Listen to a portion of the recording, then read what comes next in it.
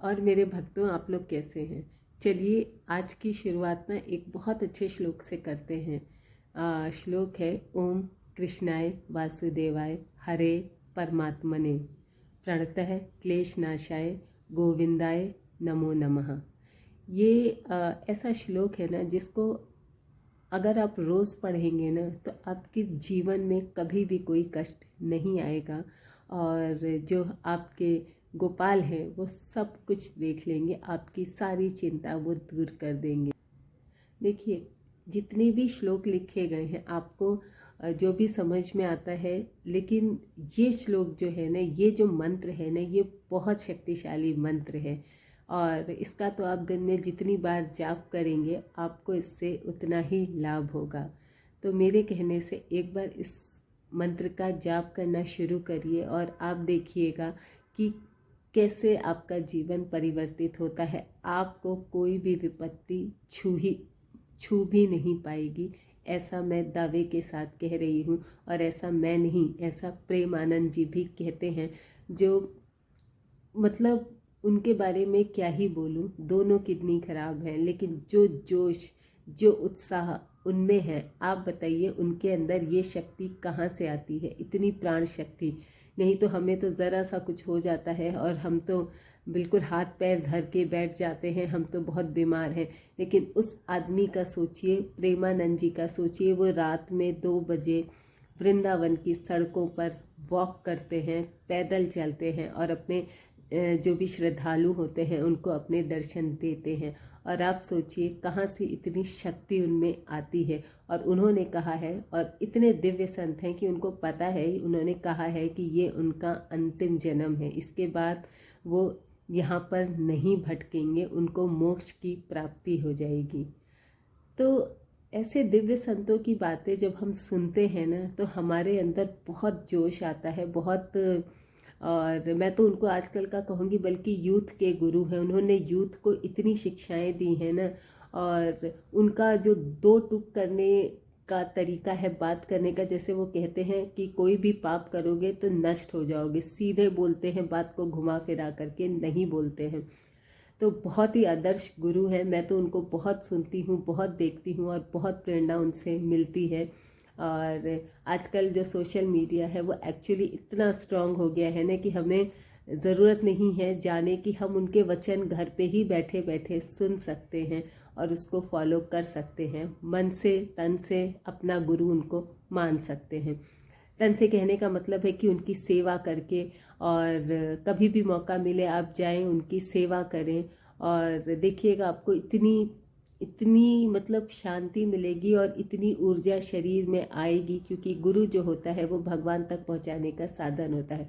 देखिए इस चीज़ में ना बहुत डिबेट है। कई लोग कहते हैं कि जैसे कईयों ने बहुत सारे गुरुओं को फॉलो किया, लेकिन बाद में पता चलता है कि वो तो गुरु बहुत फ्रॉड था। तो कोई बात नहीं, देखिए ये बहुत तर्क का विषय है। गुरु फ्रॉड है, अगर उसने आपको शिक्षा अच्छी दी है तो आपको, अगर वो फ्रॉड गुरु ही भक्ति मार्ग पर चलने के लिए प्रेरित करता है, जैसे होता है ना कि गुरु, कोई भी गुरु बनेगा वो ढोंग में ही बोलेगा, अरे भगवान की पूजा करो, क्योंकि ये तो बहुत नॉर्मल सी बात है, ये तो हर गुरु बोलता है, भगवान की पूजा करो, भक्ति करो, सच्चे दिल से करो, बहुत कॉमन सी बात है, हर गुरु बोलता है। बाद में चाहे वो शराब पिए, कुछ भी करे, जो भी उस मतलब व्यभिचार है वो करे, लेकिन अगर आपको तो पता नहीं है कि वो कैसा गुरु है, बट आपने अगर उसकी इस बात को फॉलो कर लिया कि भगवान की पूजा करो, भक्ति मार्ग पर चलो, तो आप अगर भक्ति मार्ग पे चलने लगे तो वो गुरु जैसा भी है डजेंट मैटर,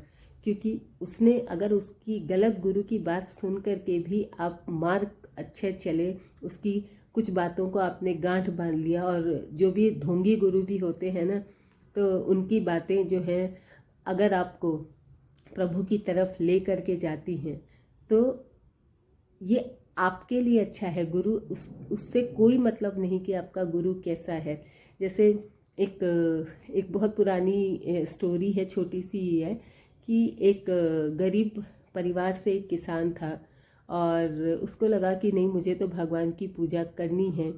तो वो एक गुरु के पास जाता था। वो देखता था कि वो रोज़ पेड़ के नीचे बैठे रहते हैं, पूजा करते हैं, भिक्षा, और तो चलो मुझे उनसे शिक्षा लेनी है। वो उनके पास जाता है और कहता है कि गुरुजी मुझे शिक्षा दीजिए, मुझे भी भगवान की प्राप्ति करनी है। पर वो जो गुरु थे वो कम्प्लीटली ढोंगी गुरु थे, चरस गांजा सब लेते थे। लेकिन उन्होंने कहा अरे वाह, ये बालक आया है, तो उन्होंने एक पत्थर उठा करके उसको दे दिया और कहा जाओ इसकी पूजा करो और इस आराधना करो, भगवान तुम्हें मिल जाएंगे। अब उसने तो मजाक में दिया वो पत्थर, लेकिन वो जो आदमी था उसने उस पत्थर की दिल से पूजा की, मन से उसको भगवान मान करके उसकी पूजा की। और आप यकीन मानिए उसके सामने भगवान प्रकट हो गए। और जब पूछा कि तुम उस ढोंगी गुरु की बात क्यों मानते हो, वो तुम्हारा जो गुरु है वो तो बहुत ढोंगी है, तो उसने बड़ा अच्छा जवाब दिया कि गुरु ढोंगी है पर क्या हुआ, आपसे तो मिला दिया। तो कहने का मतलब ये है, गुरु चाहे जैसा है, ढोंगी है, अगर आपको पता नहीं है कि वो पीठ पीछे क्या करता है, डजेंट मैटर। अगर वो आपको बातें अच्छी बोलता है और आप उसकी अच्छी बातों को फॉलो करते हो, बुरी बातों को नहीं कि गुरु चरस लेता है, गांजा पीता है या कुछ भी एडिक्शन है उसको तो मैं उसको फॉलो करूं, नहीं। अगर आप गुरु की अच्छी बातों को फॉलो करते हो तो गुरु कैसा भी हो, अगर वो हमें प्रभु की तरफ लेकर के जाता है तो ये आपके ऊपर है कि आप उसकी बातों को किस तरह से फॉलो कर रहे हैं। ऐसे ही मेरे पापा जी भी, उन्होंने भी एक गुरु मंत्र मतलब गुरु से लिया था, लेकिन मैं नाम नहीं लेना चाहूँगी, लेकिन बाद में पता चला तो वो गुरु तो बहुत ही ढोंगी थे और फ्रॉड थे। लेकिन पापा 15 साल से उनके दिए मंत्र को फॉलो कर रहे हैं, उनकी जो उन्होंने बातें बोली उसको मान रहे हैं। जैसे उन्होंने कहा था कि बिना प्रभु को भोग लगाए, बिना नहाए धोए कुछ ग्रहण मत करो। तो चलिए अच्छी बात है, जो कर सकता है वो करे, और पापा उसको फॉलो कर रहे हैं। इस बात में कोई गलत बात नहीं है कि भगवान का भोग लगा करके ही कुछ ग्रहण करो। तो पापा मम्मी मेरे वैसे ही करते हैं। तो गुरु ढोंगी था, बाद में पता चला, कई रिपोर्ट्स आई, कुछ भी आई, लेकिन ठीक है, उसकी बातें अगर पापा को पसंद आई, वो उस चीज़ को फॉलो कर रहे हैं क्योंकि उन्होंने उनको अपना गुरु माना और वो जो मंत्र दिया उन्होंने उसको फॉलो किया। बाद में पता चला फ्रॉड है, तो ऐसा नहीं कि उन्होंने सब कुछ छोड़ दिया कि अरे ये तो ढोंगी गुरु है, नहीं। उसकी 2-4 बातें जो उन्होंने बताई वो अच्छी लगी और कोई हर्जा नहीं था, तो पापा ने उसको फॉलो किया और आज तक उसको फॉलो कर रहे हैं, और भले ही वो गुरु कैसे भी हो। तो कहने का मतलब है, गुरु की बातों पे ध्यान दीजिए। और हमारे जो आज प्रेमानंद जी हैं, उनसे अच्छा बाबा नीम खरोली, ये सब तो देवी मतलब कहते हैं ना कि साक्षात प्रभु के अवतार उतर के आए हैं ज़मीन पर। इनके बारे में शक करना तो मतलब इससे बुरी बात तो कुछ हो ही नहीं सकती। तो आप इन लोगों को फॉलो करिए क्योंकि ये जेन्युइन गुरु हैं। और ऐसे आप किसी भी गुरु को फॉलो कर रहे हो, अगर उसकी बातें अच्छी हैं, प्रभु के मार्ग पर लेकर के जाती हैं, तो उसको ज़रूर फॉलो करिए। जैसे एक जन ने एक बात कही थी कि तेरे जैसा कोई मिला ही नहीं, अरे कैसे मिलता, कहीं पर था ही नहीं। बहुत अच्छी बात थी क्योंकि कैसे मिलता है, प्रभु से अच्छा साथी तो कोई हो ही नहीं सकता। और जब आपके ऊपर विपत्ति आए और रोना आए, बहुत रो रहे हो, समझ में नहीं आ रहा कहाँ जाएं, क्या करें, और उस समय रो करके भगवान से सच्चे दिल से अगर कुछ मांगते हो तो उसकी प्राप्ति आपको बहुत जल्दी हो जाती है। क्योंकि दिल से जो आवाज़ आती है ना, वो सीधे प्रभु के पास पहुंचती है। तो अगर सच में विपत्तियों से घिरे हो, कोई रास्ता नहीं सूझ रहा, तो बस भगवान के सामने जाके रो दो, देखना वो आपकी फरियाद ज़रूर सुनेंगे। और ये मैंने भी किसी से सुनी थी और एक्चुअल में मैंने देखा है कि भगवान के आगे मतलब लोगों के आगे रोने से, गिड़गिड़ाने से अच्छा है अपने प्रभु के आगे जाओ, रो, वो आपकी प्रार्थना ज़रूर सुनेंगे। ये मेरा दावा है। कहते हैं ना कि यदि नाथ का नाम दयानिधि है, बहुत अच्छा भजन है, यदि नाथ का नाम दयानिधि है तो दया भी करेंगे कभी न कभी। बस उम्मीद बरकरार रखिए, हौसला बरकरार रखिए, उम्मीद मत छोड़िएगा, क्योंकि आपकी जीत ज़रूर होगी। प्रभु आपकी बात ज़रूर सुनेंगे। अगर कोई पूजा पाठ में या फरियाद में कमी है तो थोड़ा और भक्ति बढ़ाइए, श्रद्धा बढ़ाइए भगवान में, और देखिएगा आपकी फरियाद वो ज़रूर। एक बहुत बहुत प्यारी बात है जो चित्रलेखा जी ने कही है। बहुत बहुत अच्छी बातें करती हूँ, उनकी बातें सुनिएगा, मन को बहुत सुकून मिलता है।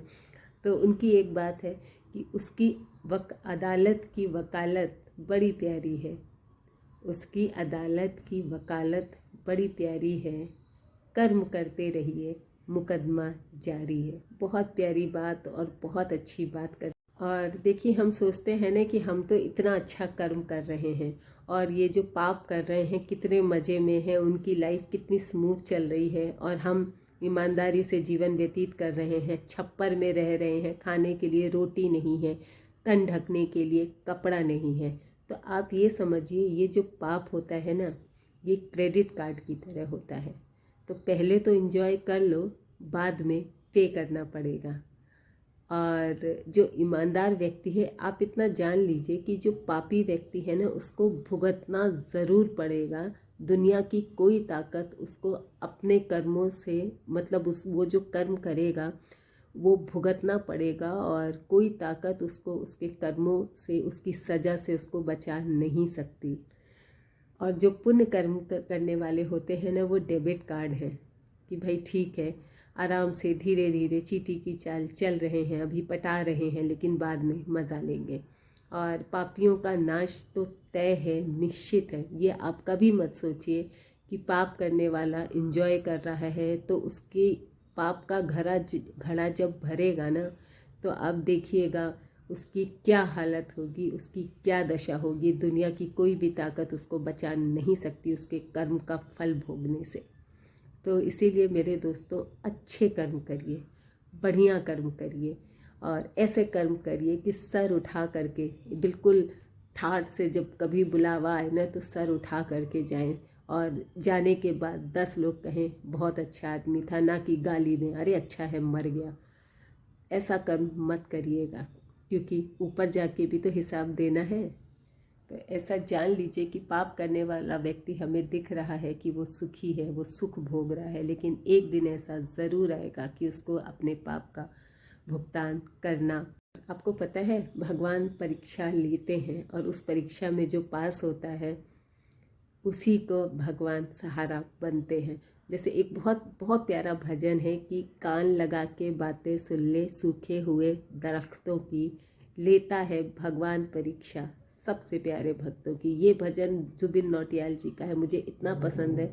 इसकी एक एक लाइन इतनी गहरी है, इतना दिल को छू जाती है कि लेता है भगवान परीक्षा सबसे प्यारे भक्तों की। एक प्रश्न है गहरा जिसकी हरि को था लगानी है, तेरी श्रद्धा सोना है या बस सोने का पानी है।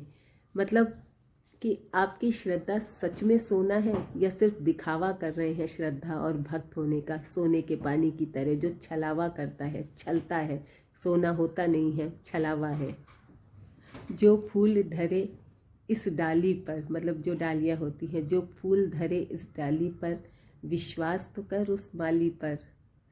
वो उस पे विश्वास रखिए, दुनिया की किसी भी चीज़ पे विश्वास मत रखिए, क्योंकि सारी चीज़ें नश्वर हैं, एक दिन नष्ट हो जाएगी, पर भक्ति कभी नष्ट नहीं होगी।